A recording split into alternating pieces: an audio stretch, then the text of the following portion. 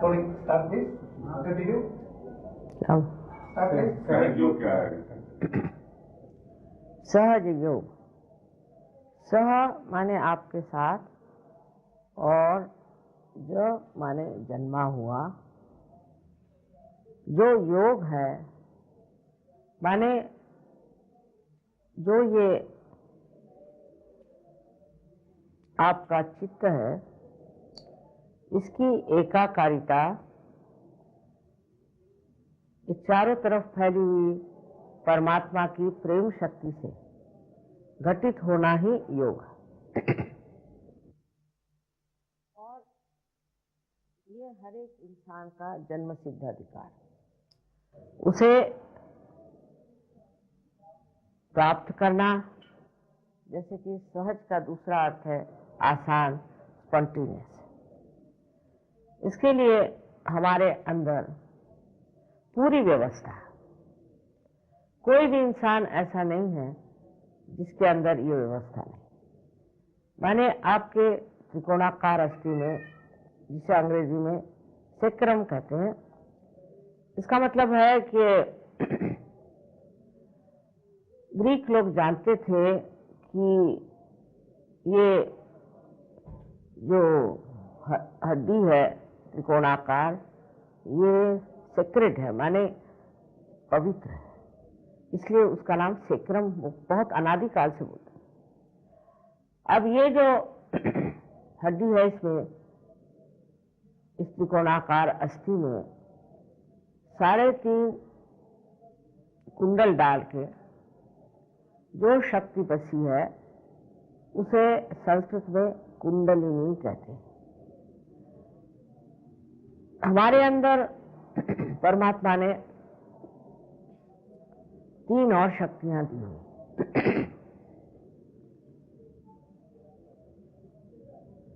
उसमें से एक शक्ति जो है, उससे हम इच्छा करते हैं, हमारी इच्छा शक्ति, रोजमर्रा की इच्छा शक्ति। और दूसरी है जो हमें कार्यान्वित करती है। इसी से हमारे अंदर सिंपैथेटिक नर्वस सिस्टम पाली जाती है। उसका प्लावित होना इन्हीं 2 शक्तियों के द्वारा होता है। पहली शक्ति जिससे कि हम इच्छा करते हैं, उस शक्ति को जिस चैनल से प्रसारित किया जाता है, उसका नाम ईड़ा नाड़ी।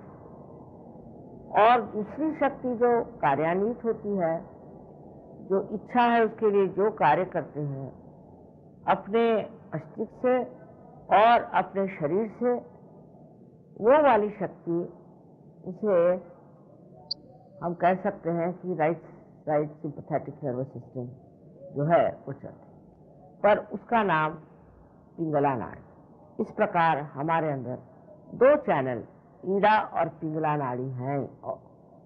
इसके अलावा हमारे अंदर एक तीसरी नाड़ी, जिसे सुषुम्ना कहते हैं, जो बीचों बीच होती है, जो मध्य मार्ग है। ये दोनों शक्तियां लेफ्ट और राइट से आकर इस तरह से मिल जाती हैं और बीच में चक्र बन जाता है, जैसे ये बना हुआ है चक्र। बीच वाले चक्रों के अंदर हमारी शारीरिक, मानसिक, बौद्धिक, सांस्कृतिक, यहाँ तक कि हमारी आध्यात्मिक सारी ही उन्नति बसी हुई। जब ये चक्र किसी तरह से खराब हो जाते हैं या इनकी शक्ति कम हो जाती है, नष्ट हो जाती है, तब हमें अनेक तरह के विकार हो जाते हैं, शारीरिक, मानसिक, बौद्धिक और आध्यात्मिक। तो ये जो हमारे अंदर एक बड़ी सूक्ष्म तंत्र के तरह बना हुआ, लेकिन तांत्रिक और हम लोगों में ये फर्क है कि तांत्रिक इस तंत्र के बारे में कुछ नहीं जानते और झूठ मूठ में वो लोग अपने को कहते हैं कि हम तांत्रिक हैं और हम ये कार्य करते हैं, वो कार्य करते हैं, पर अधिकतर तांत्रिक जो है वो भूत विद्या को इस्तेमाल करते हैं और उस भूत विद्या से वो लोगों को मेस्मराइज करते हैं।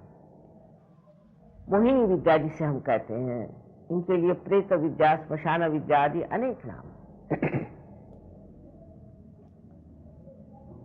अब हमारे अंदर जो ये शक्तियां हैं 3, उसके अलावा हमारे अंदर एक चौथी शक्ति।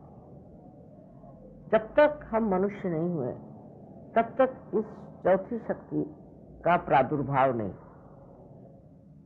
तब तक हमारी ये 3 ही शक्तियां कार्यान्वित रही और जो जो हमारी उन्नति होती रही, प्रगति होती रही, हमारे कहना चाहिए एवोल्यूशन में, वो पूरी तरह से इन 3 शक्तियों के द्वारा चलती रही। जैसे कि पहली शक्ति है इच्छा शक्ति, दूसरी शक्ति है कार्य शक्ति और तीसरी शक्ति जो है जिसे हम कह सकते हैं कि दोनों का समन्वय या संतुलन, या जिसे हम कहेंगे कि मध्य मार्ग।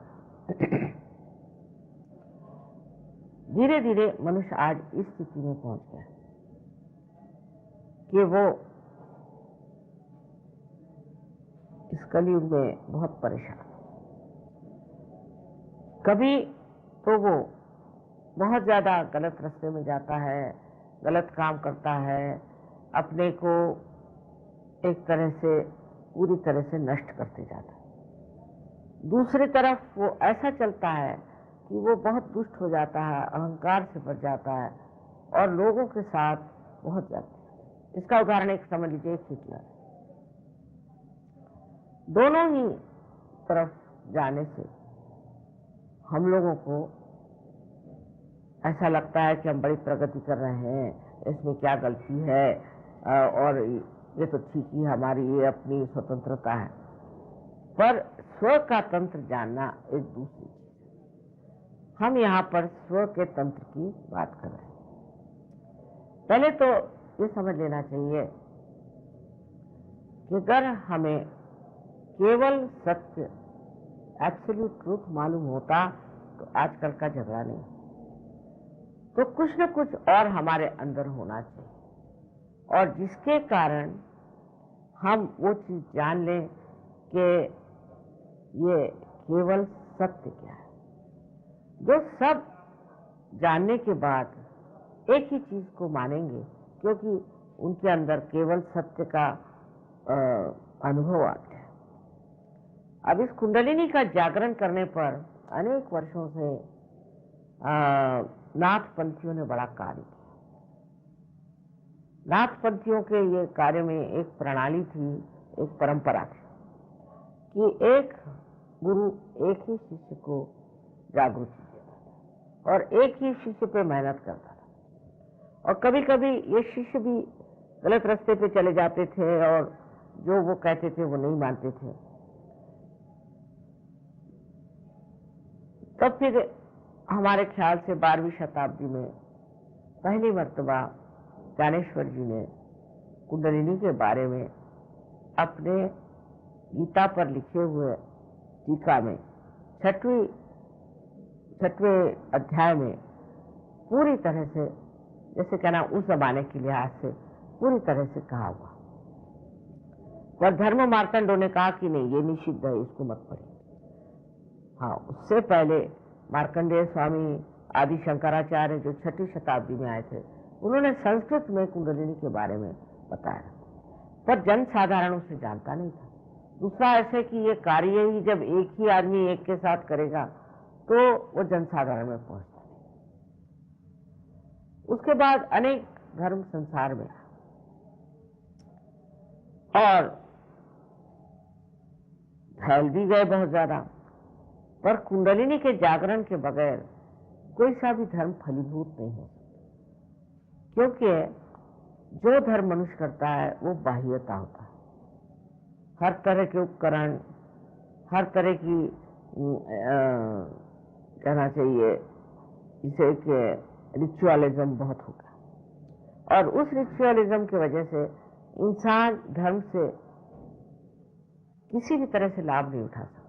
इसीलिए आज हम देखते हैं कि मनुष्य को धर्म के बारे में कुछ कल्पना नहीं।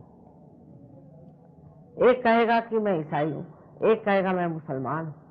अब ईसाई और मुसलमान धर्म तो बड़ा ही कठिन, क्योंकि ईसाई धर्म में ये लिखा है ईसा मसीह ने कि अगर आपकी एक आंख गलत काम करती है तो उसे आप निकाल दीजिए, और आपका अगर एक हाथ कोई गलत काम कर रहा हो तो उसे आप तोड़ दीजिए, काट दीजिए। मैंने तो किसी को देखा नहीं ऐसे ईसाइयों में।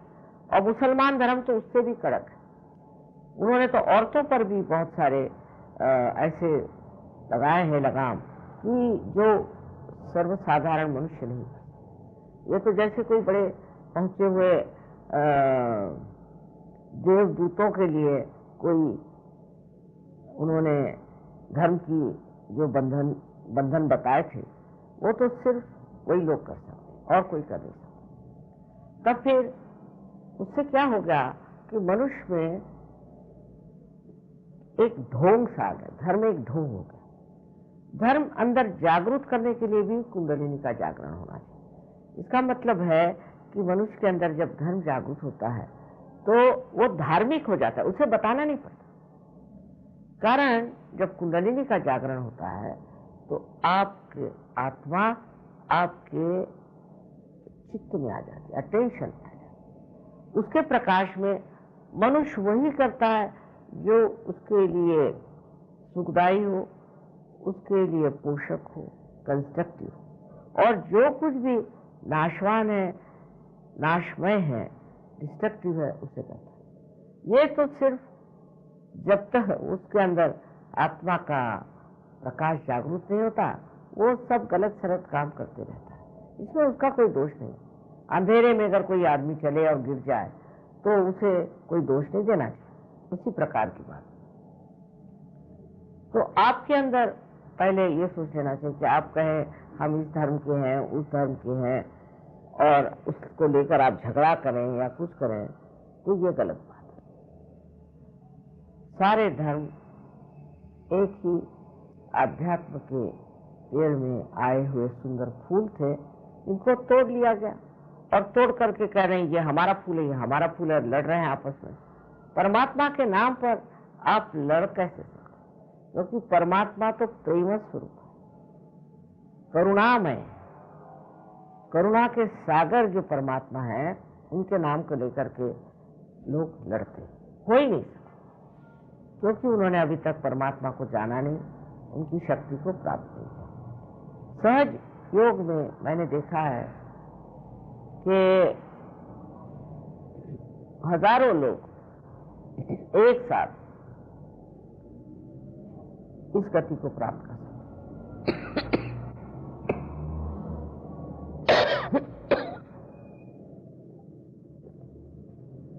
बड़े आश्चर्य की बात। पहले जब मैंने कार्य शुरू किया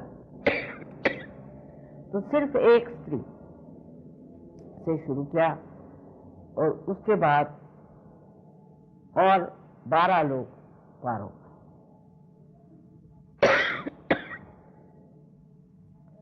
जब अनुभूति आ जाती है तब आप महसूस करते हैं कि चारों तरफ फैली हुई ये चैतन्य सृष्टि एक ठंडी ठंडी बहुत आह्लाददायी शक्ति है, जो आप अपने उंगलियों के ऊपर देख सकते हैं, उसको जान सकते हैं, महसूस कर सकते हैं, और आपके जो हथेली है उसमें भी आप महसूस कर सकते हैं। ऐसे ही जब कुंडलिनी 6 चक्रों को भेद करके और ब्रह्मरंध्र से बाहर आती है, तब उसका संबंध ये चारों तरफ फैली हुई प्रेम शक्ति से एकाकारिता प्राप्त कर। जब तक आपका कनेक्शन ही नहीं हुआ, तब तक आप किस तरह से जान सकेंगे कि ये प्रभु की शक्ति, प्रेम की क्या चीज है। और आज ऐसा समय आ गया, ऐसी कोई विशेष बात है आज का कि इतने लोग परमात्मा को खोज रहे हैं, सत्य को खोज रहे हैं। ऐसा कभी भी नहीं हुआ था। और उस खोज में जब उन्हें अनुभूति आ जाती है और जब वो अपनी ओर नजर करते हैं तो उन्हें आश्चर्य होता है कि मैं कल इस कदर शराबी था, ये करता था, वो करता था, और ये सारा मेरा जो कुछ भी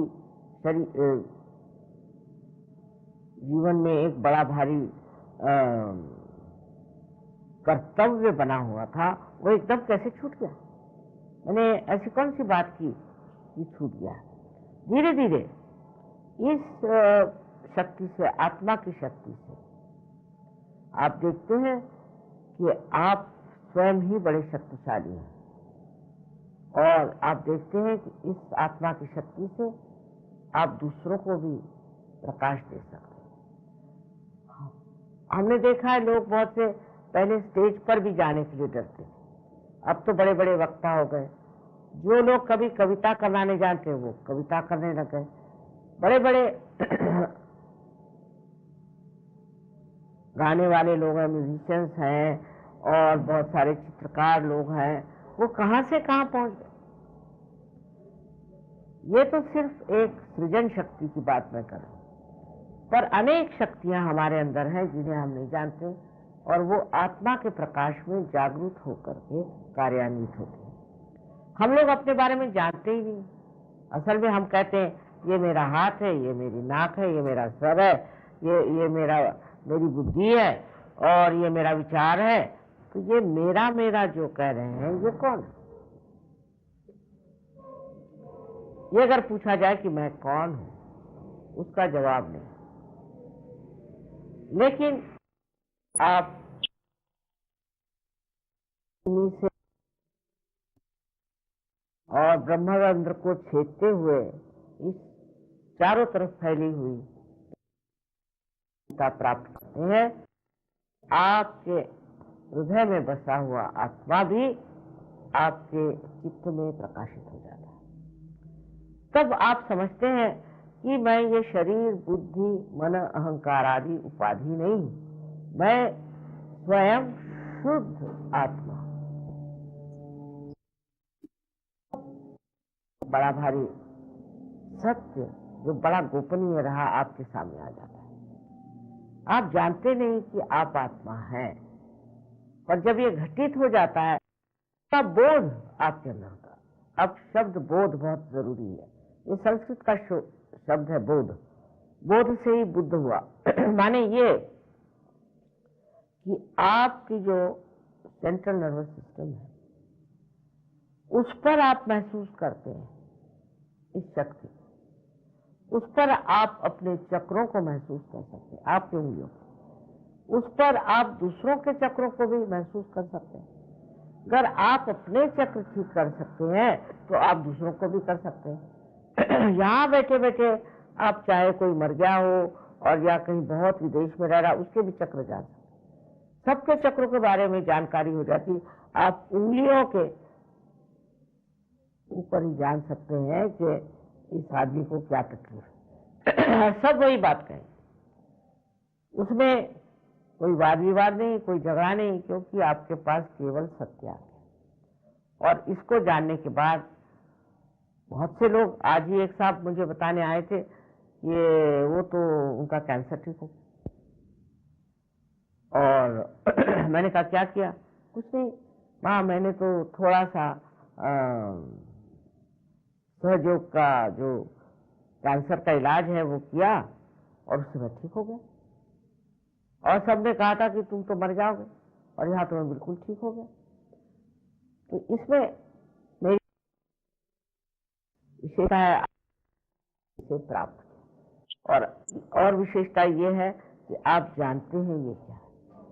सब कुछ आप जानते हैं। सहयोग में कोई चीज छिपी नहीं, कि कोई गुप्त ऐसा ज्ञान नहीं है। हर एक चीज सहयोग की आप जान सकते हैं। जितना आप जानना चाहें वो जान सकते हैं। तो पहली बात तो ये है सत्य की कि आप शुद्ध आत्मा है। दूसरा सत्य ये है कि चारों तरफ हमारे एक अदृश्य सूक्ष्म परमात्मा की प्रेम शक्ति है जो कार्यान्वित करती है।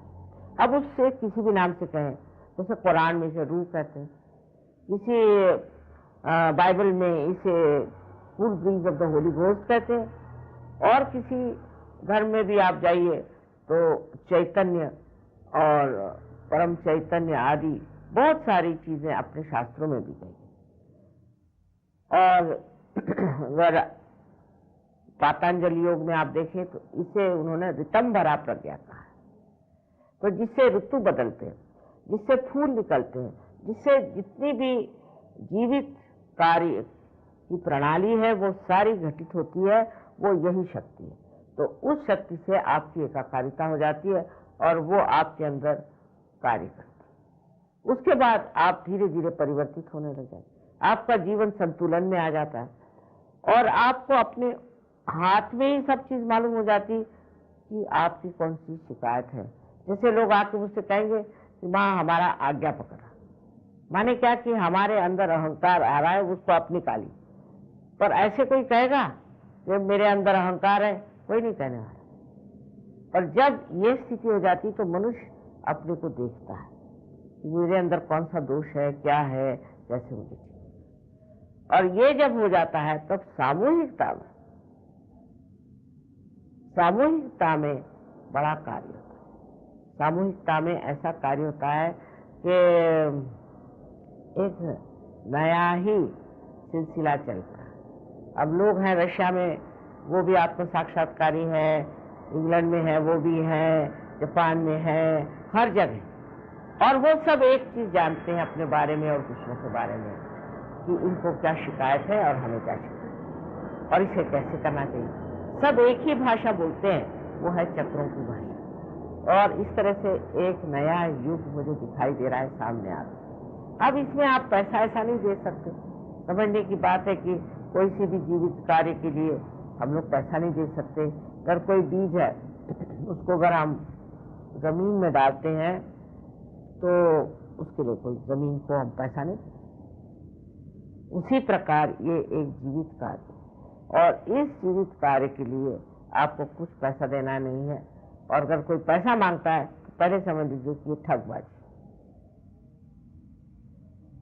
इसमें मैं ऐसा कहूंगी कि हम आज मनुष्य हुए उसके लिए हमने किसे पैसे दिए। तो अगर हम एक आध्यात्मिक स्वरूप से आ जाएं उसके लिए हमें किसे पैसे दें। हाँ, ये ठीक है कि आप कोई हॉल ले रहे हैं तो उसका पैसा दे दीजिए या किसी ऐसी चीज को पैसा दें, पर अगर आप चाहें इस कार्य के लिए कोई पैसा नहीं दे सकते। अगर मनुष्य इतना ही समझ ले कि इसका पैसे से कोई संबंध नहीं है और भगवान को मालूम ही नहीं पैसा चीज क्या होती है और बैंक क्या होती है, अगर ये बात समझ ले तो अधिकतर जो गलत किस्म के आजकल गुरु निकल आए हैं वो सब ठिकाने हो जाए। अब तो धर्मों में भी, धर्म भी जो है वो मनी ओरिएंटेड हो गया, या तो वो पावर ओरिएंटेड हो गया और या तो वो मनी ओरिएंटेड है। हर एक चीज में आप इतना पैसा रखिए तो हम भगवान के पास चिट्ठी लिख देंगे, वो आपका सब ठीक है। इस प्रकार बहुत ही निम्न स्तर की बातें हम परमात्मा के नाम पर कर रहे हैं।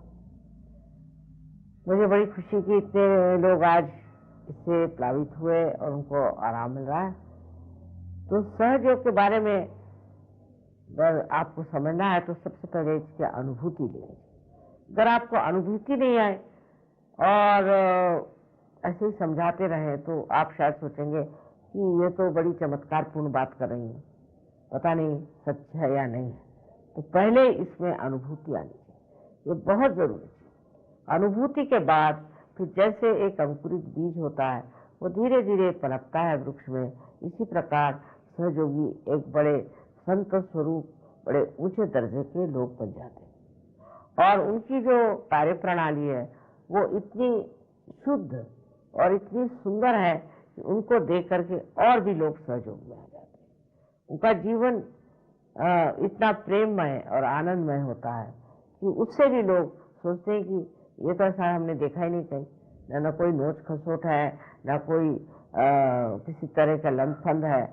और सबसे बड़ी चीज है कि सहयोगियों का जो चरित्र है वो एक विशेष, विशेष चरित्र, बहुत ही नैतिकता से वो प्लावित हो जाते हैं। मैंने तो देखा फॉरेन के लोग जो कि ड्रग्स लेते थे, तो आज उनको जैसे रियलाइजेशन हुआ और कल ड्रग्स छोड़ दिए, और उनकी आंख जो चारों तरफ दौड़ती तो एकदम अबोध होकर के बहुत सुंदर इनोसेंस से भर गए। इस प्रकार मनुष्य अपने को अगर जान ले तो वो बहुत सुंदर, बहुत गौरवशाली और एक विशेष चीज परमात्मा ने बनाई है। इसलिए सबके लिए कहना यही है कि आप लोग पहले अनुभूति लें। मुझ पर भी विश्वास करने की जरूरत नहीं, हो सकता मैं भी आपको गलत रास्ते पे डाल सकती हूँ, इसलिए पहले आप अनुभूति लें और उसके बाद समझ लें। क्योंकि ये अंधविश्वास से भी बहुत हम लोगों का नुकसान हुआ है, तो मैं नहीं चाहती कि आप मेरे ऊपर ऐसा विश्वास करें कि बिल्कुल उसमें अंधता। अब इसमें जो अड़चने वो आती हूँ इस तरह से कि अगर कोई आदमी महामूर्ख हो तो उसको तो हम कुछ नहीं कर सकते, मूढ़ों के लिए सहयोग नहीं। दूसरे कोई आदमी बड़ा उद्दाम और अपनी बात चलाता होगा, उस पर भी उसकी कुंडलिनी जागृत नहीं होती। तीसरे ऐसे लोग जो बहुत पापी हैं, दुष्ट हैं, उनकी भी कुंडलिनी नहीं जागृत होती। अब कोई कहे हिटलर को आप मां जागृति दो तो मैं नहीं दे। चौथे ऐसे भी लोग हैं कि जो गलत गुरुओं के यहाँ गए हैं, उन पर उसका असर आया है, उनको भी जागृति देने में थोड़ी कठिनाई हो जाती। चौथे लोग ऐसे होते हैं कि किसी चीज को चिपके हुए, कोई धर्म को चिपक गए, इसको चिपक गए, उसको चिपक गए। अगर आप वास्तविक स्वतंत्रता चाहते हैं तो पहले स्व के तंत्र को जागरूक करें। जब वो हो जाएगा उसके लिए आपको फिर कोई परेशानी ही नहीं है, आप सब चीज समझेंगे। पर जरूरी है कि आपकी आत्मा पहले आपके चित्त में आ जाए। सहयोग के अनेक फायदे हैं, उसमें से कुछ हम बता सकते हैं आज, जिसमें क्योंकि इतने इसके फायदे हैं और हर बार मुझे कोई मिलता है तो वो बताता है कि मेरा ये फायदा होगा, दूसरा कहता है ये फायदा होगा। पर अगर हम इसका वर्गीकरण करें तो पहला तो सबसे बड़ा फायदा है कि आपको शारीरिक स्वास्थ्य का लाभ, क्योंकि जब आपके चक्र कमजोर हो जाते हैं, जो भी चक्र इस तरह हो जाता है वो हिस्सा शरीर का किसी न किसी बीमारी से ग्रसित हो जाता है। इसके बारे में विशेष रूप से तो समझाना इसमें कठिन है, लेकिन हमारे यहाँ दिल्ली यूनिवर्सिटी में 4 डॉक्टरों को एमडी की पदवी मिली, सर्जरी को। उन्होंने 4 विषयों पर कार्य किया था और ये चारों विषय ऐसे हैं कि ये बीमारियां हम लोग ठीक नहीं कर सकते। जैसे अस्थमा की बीमारी सहयोग से ठीक हो सकती है। अब इसके बारे में अगर बहुत विशद रूप से बताया जाए तो ऐसा है कि जब हम बहुत ज्यादा विचार करते हैं, अधिक विचार करते हैं, अपने भविष्य के बारे में सोचते हैं, फिर हम बहुत प्लानिंग करते हैं, तो ये जो हमारे राइट साइड की शक्ति जो है वो एक और विशेष रूप का कार्य करती है। एक तो ये अपना लिवर है और आपका पैंक्रियास और आपके स्प्लीन और इंटेस्टाइन्स, इन सबको एक चक्र जो है दूसरा स्वादिष्ठान, वो शक्ति देता है। पर जब आप सोचते हैं तो अपने मस्तिष्क में जो ग्रे सेल्स हैं उसको भी शक्ति देता है। जब आप जरूरत से ज्यादा सोचते हैं और चिंतित होते हैं और आप कहना चाहिए फ्यूचरिस्टिक है। तो ये जो शक्ति हमारे अंदर इस चक्र में है उसी में लग जाती कि ग्रे सेल्स आपके बदलते रहे, तो आपका लीवर खराब जाता है, आपका पैंक्रियास खराब जाता है, स्प्लीन खराब जाता है और इंटेस्टाइन खराब जाता है। अब लीवर का ये कार्य कि आपके अंदर जो जहर है उसको गर्मी के द्वारा अपने शरीर से निकाल देता है। जैसे कि जो खून लिवर के पास जाता है उसे ये गर्मी जो लिवर ने खींच ली है उसमें बड़ा भारी कार्य। अब अगर लिवर कार्यान्वित नहीं हुआ, कमजोर हो गया, तो ये गर्मी ऊपर की तरफ चढ़ना शुरू हो जाती है। जब ऊपर की तरफ चढ़ना शुरू हो जाती है तो हम ये मानते हैं कि हमारे अंदर एक चक्र है, वो राइट हार्ट, जो कि हमारे फेफड़ों को, हमारे लंग्स को संवारते। इस चक्र को जब ये गर्मी पहुंच जाती है तो उससे हमारे अंदर अस्थमा की बीमारी है। अब ये गर्मी जो है जब हमारे पैंक्रियाज में पहुंचती है तो हमें डायबिटीज की बीमारी होती है। डायबिटीज की बीमारी अधिकतर ऐसे लोगों में होती है जो फ्यूचरिस्टिक है, जो टेबल पे बैठ करके प्लानिंग कर। गरीबों को नहीं होती डायबिटीज, क्योंकि वो कुछ उनको भविष्य की कोई चिंता नहीं होती। आज खाना खाया, सो गए, कल उठे, काम पर गए। वो चाहे 4 से 5 चम्मच भी चीनी ले लें, कोई फर्क नहीं। ये जो बीमारी है, ये जो अपने बुद्धि से बहुत काम करते हैं और दूसरे जो फ्यूचरिस्टिक हैं उनको होती है। फिर आपके स्प्लीन में तो बहुत ही खतरनाक बीमारी होती है। ये स्प्लीन जो है इसका कार्य ऐसा है कि ये आपका स्पीडोमीटर है। आप जो काम कर रहे हैं वो किसी लय के साथ, किसी रिदम के साथ कर रहे हैं, या यूं ही सवेरे उठे, भागे भागे गए, कुछ खाया वाया, फिर मोटर में बैठ गए और फिर रास्ते में न्यूज़ पढ़ी या कुछ पढ़ा तो और भी दिमाग खराब गया, फिर दफ्तर गए, वहां भी डांट सुनी, हो गया। तो ये जो स्पीडोमीटर है इसको समझ में नहीं आता ही, या जो आदमी है इसको क्या हो गया, वो तो बिल्कुल पगला जाती है। जब स्प्लीन पगला जाती है उस वक्त उसके अगर कोई शॉक बच जाए, कोई असर आ जाए, तो ब्लड कैंसर जैसी, ल्यूकेमिया जैसी बीमारी होती है।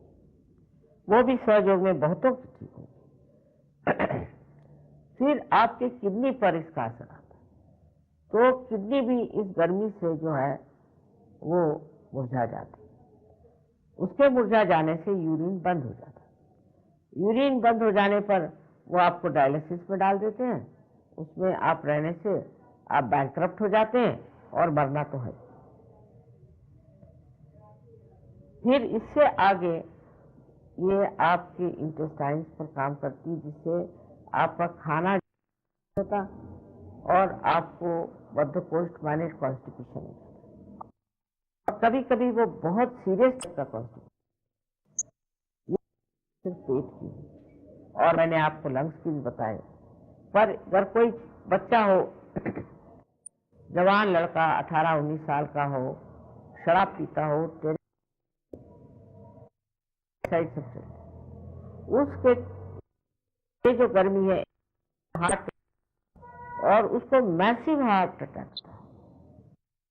आता है कि वो बच नहीं सकता, इन्फेटल होता है। इसलिए एज में अगर किसी को मैसिव हार्ट अटैक आए तो बच नहीं सकता, एकदम खत्म होता है। फिर इस गर्मी के बारे में बताना ये है कि अगर मनुष्य इसी तरह से चलता रहा तो उस पर भी उसके हार्ट पे असर आ सकता है, और कभी भी उम्र में कभी भी मैसिव हार्ट अटैक आ सकता है,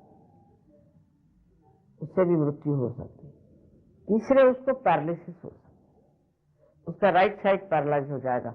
माने जो नेचर है, जो प्रकृति है, वो भी हम लोगों को संतुलन सिखाती। तो हम बहुत ज्यादा राइट साइड करने लगे तो वो ऐसे कर देगी कि आपकी राइट साइड ही जकड़ जाए। राइट साइड जकड़ गई तो आप कुछ काम नहीं कर सकते। ये तो सिर्फ हमने एक चक्र के बारे में बताया, उससे कितनी बीमारियां हो सकती समझ सकते हैं। और अपने अंदर 7 चक्र हैं, कुंडलिनी 6 चक्रों को देखती। और अगर आपको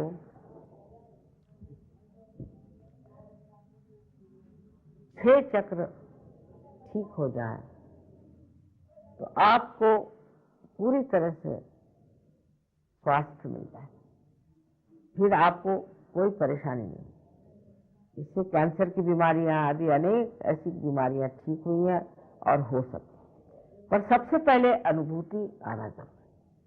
और ये जरूरी नहीं कि जितने भी बीमार आप इकट्ठे करें। तो मैंने देखा जैसे को ठीक करो 10 को उठा के ले आए, इसको भी ठीक करें। और जो लोग बीमार होते हैं अधिकतर मैंने देखा कि उनको ठीक करने पे उसमें से बहुत 5 या 10% लोग सहयोग में उतरते हैं। बाकी तो सिर्फ ठीक हो गए, बस चले गए, फिर दूसरी बीमारी फिर आ गई, फिर तीसरी बीमारी फिर आ गई। तो सहयोग में जो स्थित होते हैं लोग समझदारी से, वो पूर्णतया स्वस्थ हो जाते हैं। सबसे बड़ा फायदा ये। अब दूसरा जो फायदा है कि आपके मन में शांति प्रस्थापित हो। हम हर समय विचार करते रहते हैं, या तो भविष्य के बारे में और या तो हम भूतकाल के बारे में विचार करते हैं। और इन्हीं विचारों पे हम कूदते रहते हैं। जो वर्तमान है वहां हम रुक नहीं सकते। लेकिन एक विचार उतरा और गिर गया, दूसरा विचार चढ़ा फिर उतर गया। इस तरह से विचारों की श्रृंखलाएं बनी रहती है। और उसके बीच में जो थोड़ी सी जगह है जिसे कि विलंब कहते हैं, पॉज कहते हैं, वो वर्तमान है, लेकिन वहां हमारा चित्त ठहर नहीं सकता। कुंडलिनी के जागरण से ये विचार हट जाते और लंबे हो जाते, लंबा कृत। तो जो बीच में जगह होती है वही जगह हमारे वर्तमान की, और वर्तमान ही जो है वस्तुस्थिति है, वही असलियत है। बाकी तो भूतकाल जो है वो तो खत्म हो गया और जो भविष्य है वो है ही नहीं। तो वर्तमान में आप ठहरते हैं। जब आप वर्तमान में ठहर जाते हैं तो आपके अंदर पूरी शांति आ जाती है। वो इस प्रकार कि जैसे आप पानी में खड़े हैं और लहरें उठ रही हैं, आपको तैरना वैरना आता नहीं तो आप घबरा रहे हैं लहरों से। लेकिन अगर आप बोट में चढ़ जाएं तो आप लहरें भी देखते हैं। पर अगर आपको तैरना आ जाए तो आप कूद करके उन्हें भी बचा सकते हैं कि जो तैरना नहीं जानते और जो डूब रहे हैं। यही बिल्कुल सहयोग में होता है। पहले लोग अपनी उस स्थिति को प्राप्त करते हैं जिसे हम कहते हैं थॉटलेस अवेयरनेस, माने विचार रहित चेतना, विचार रहित चेतना, जिसे कि निर्विचार समाधि कही जाती है। ये पहली दशा है। और उसके बाद में दूसरी जो दशा आती है उसे कहा जाता है ये निर्विकल्प समाधि। माने कोई दिमाग में विकल्प नहीं रह जाता अपने बारे में, सहयोग के बारे में, अपनी शक्तियों के बारे में। ऐसे आदमी को पूर्ण विश्वास हो जाता है कि सहयोग क्या है और फिर वो सहयोग से कार्य करता है। ये दशा भी किसी किसी लोगों को तो पहली मर्तबा आ जाती है और किसी किसी को थोड़ा समय लगता है।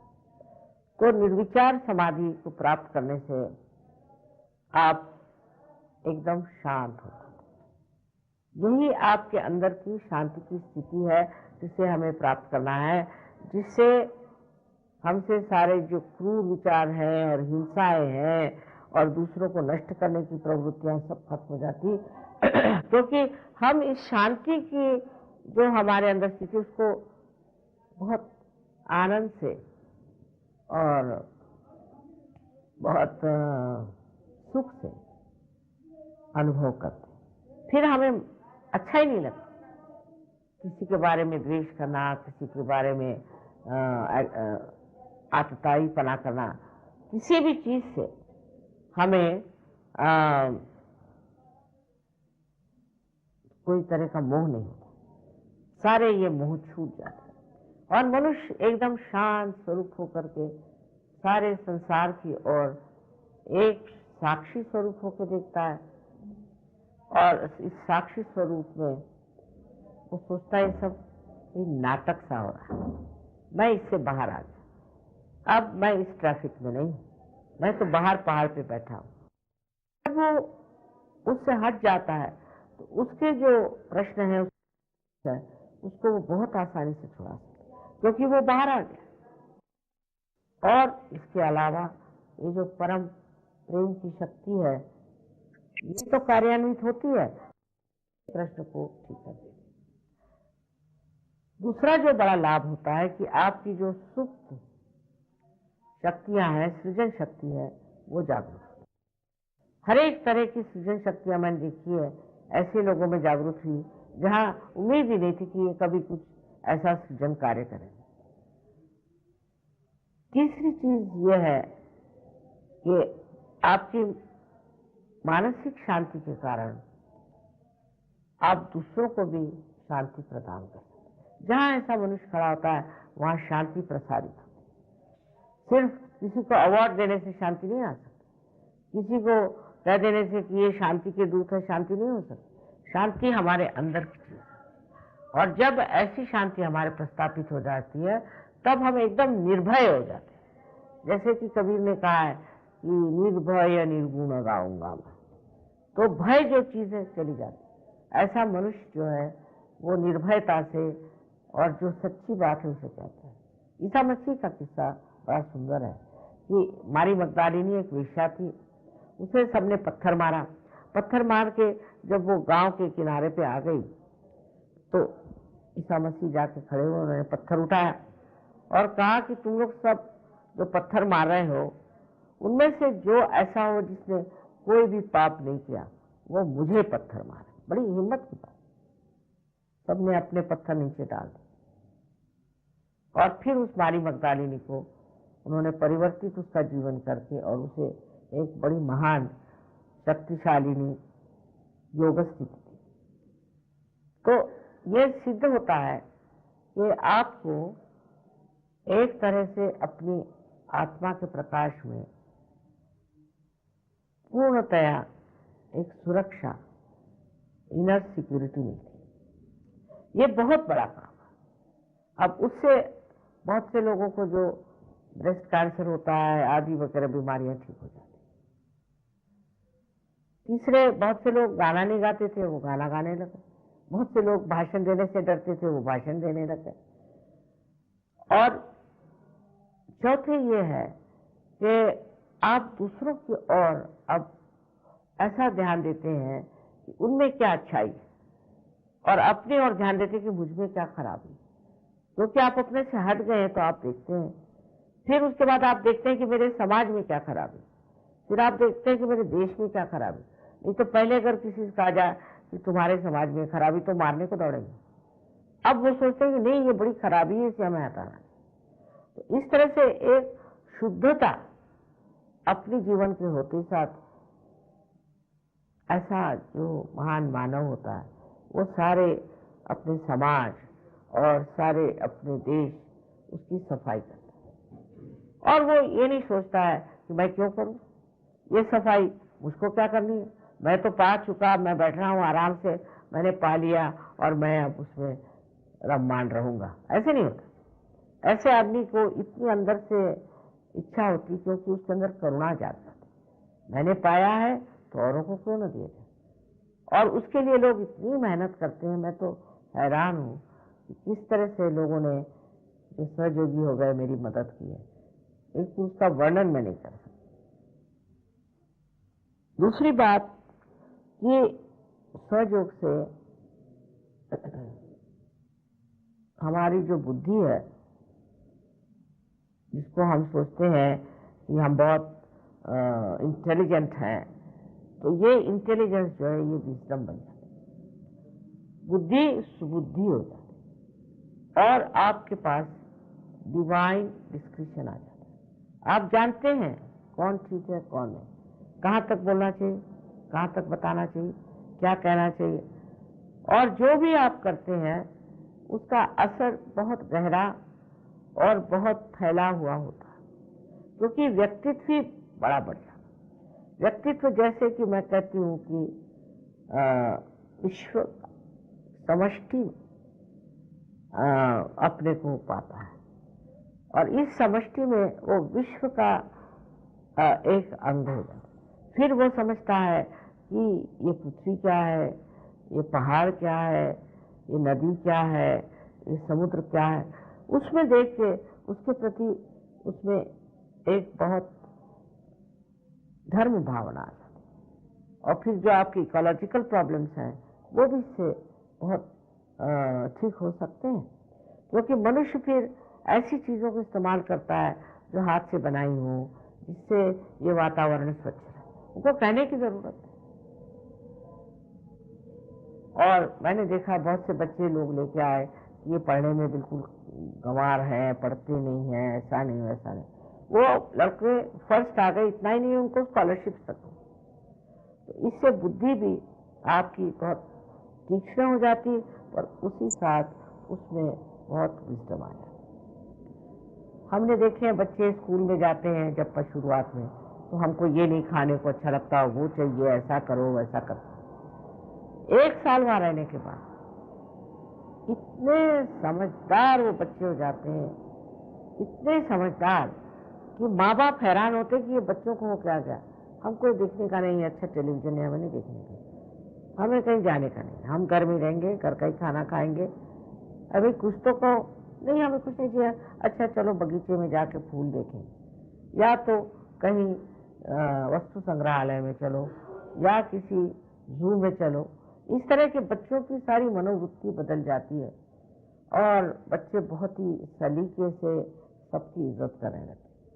सबसे बड़ी बात है कि हम किसी भी चीज की आजकल के जमाने में इज्जत नहीं करते। जमीन की इज्जत नहीं, जो अपनी माँ है, हमें सूर्य की इज्जत नहीं है, और सबसे बड़ी बात है कि हमें अपने माँ बाप की भी इज्जत नहीं है, अपने संस्कृति की भी इज्जत नहीं।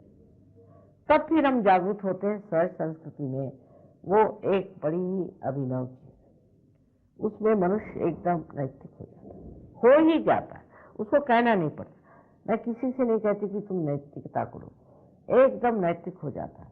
बहुत से गाली देने वाले लोग मैंने देखे, उनकी गालियां ही भाग जाती हैं, शराब पीने वालों की शराब छूट जाती है।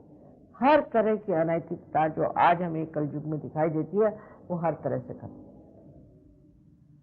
ये जो बड़ा भारी लाभ आज के समाज में हमें होने वाला है, वो सिर्फ सहयोग से हो सकता है, लेक्चर देने से या कुछ करने से। अगर आप लेक्चर देंगे तो नैतिकता जो है वो जागरूक तो हो नहीं सकती। यही बात हमने देखा है धर्मों के मामले, कि अगर आप कोई धर्म में कहें कि आपको जो करना करो, स्वतंत्र, जैसे ईसाई लोगों का होगा, तो उससे उनमें नैतिकता नहीं रही।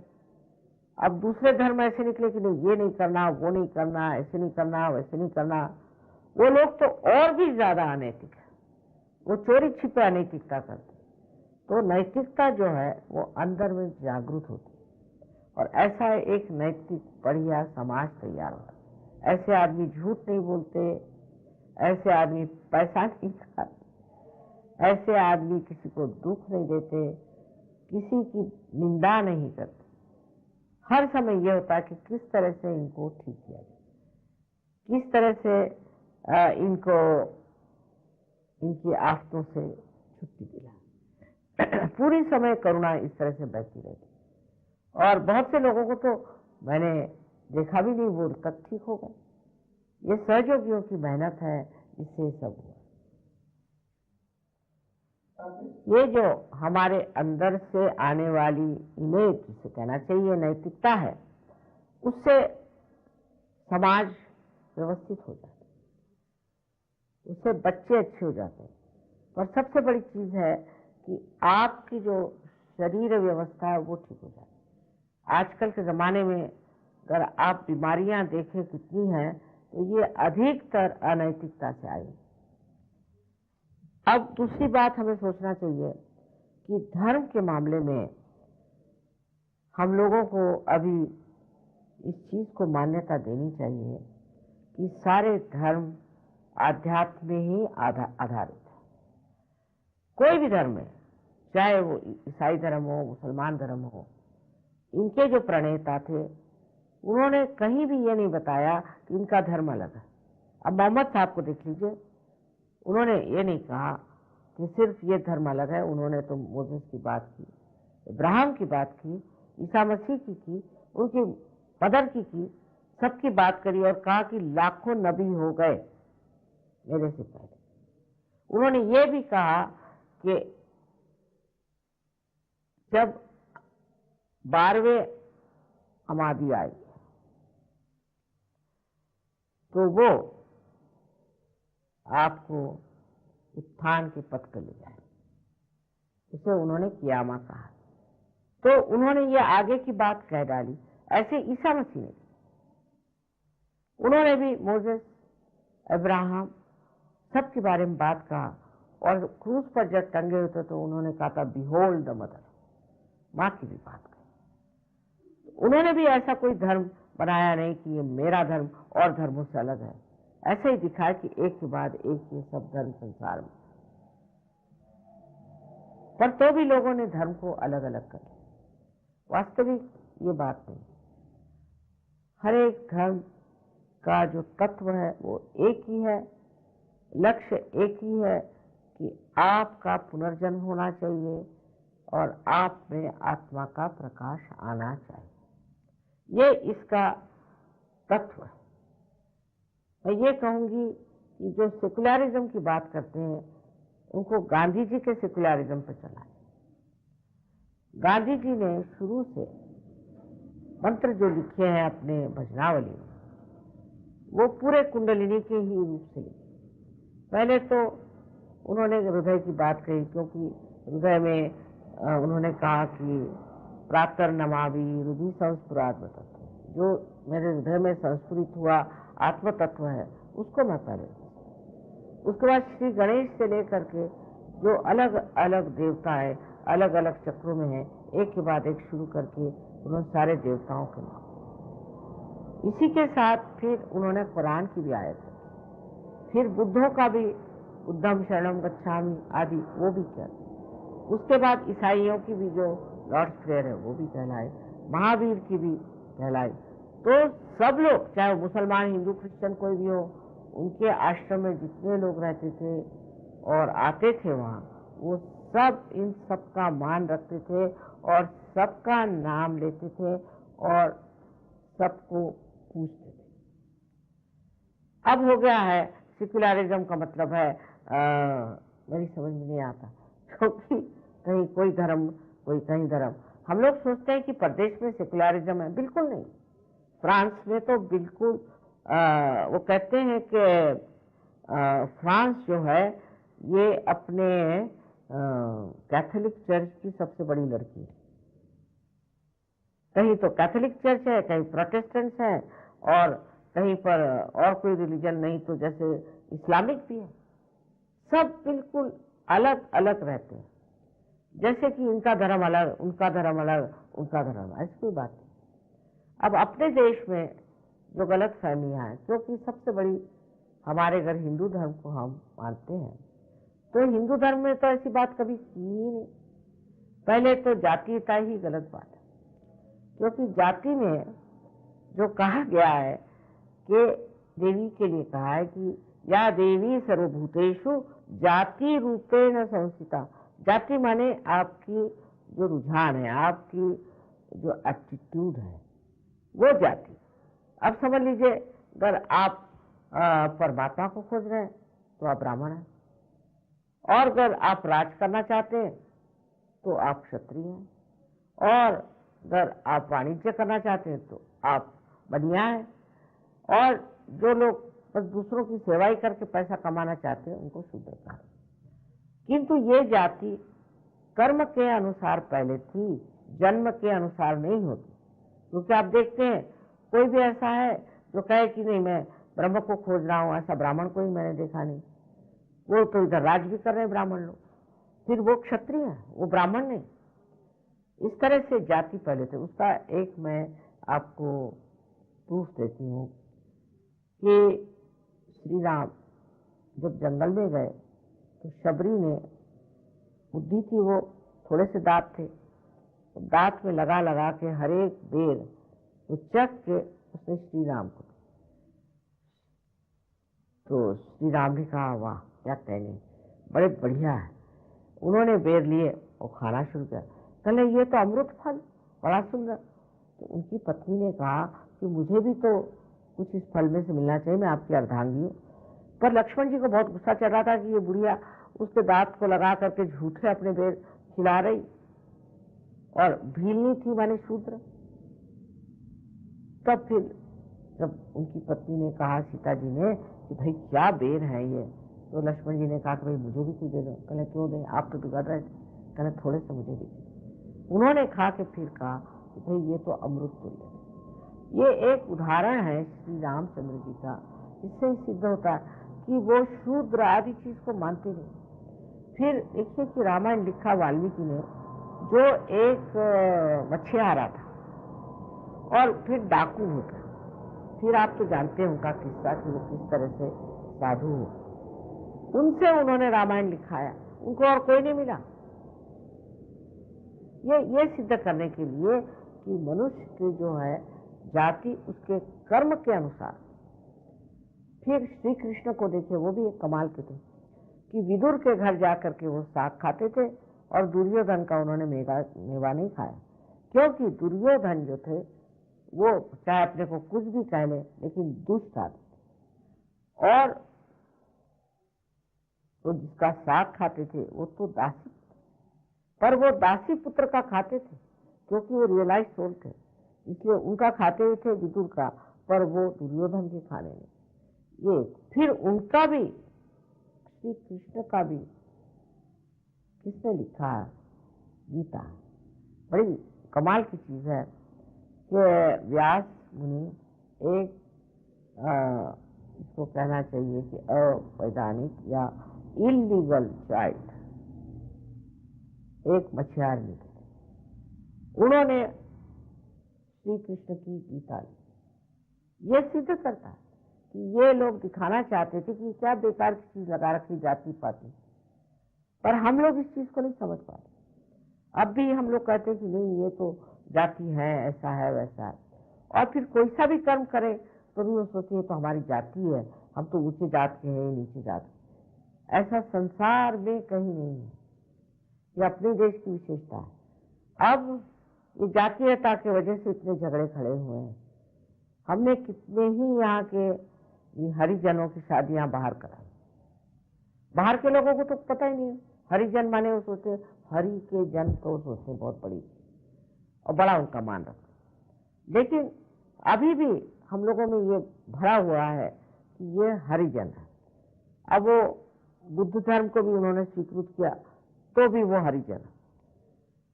दूसरे जो धर्म के अंदर भी इतने झगड़े हैं, मस्जिद में जाके झगड़ा करेंगे, पार्श्वनाथ की मूर्ति के लिए झगड़ा करेंगे, जहां जाओ वहां धर्म का मतलब है जानो, शिया सुन्नियों में झगड़ा होएगा।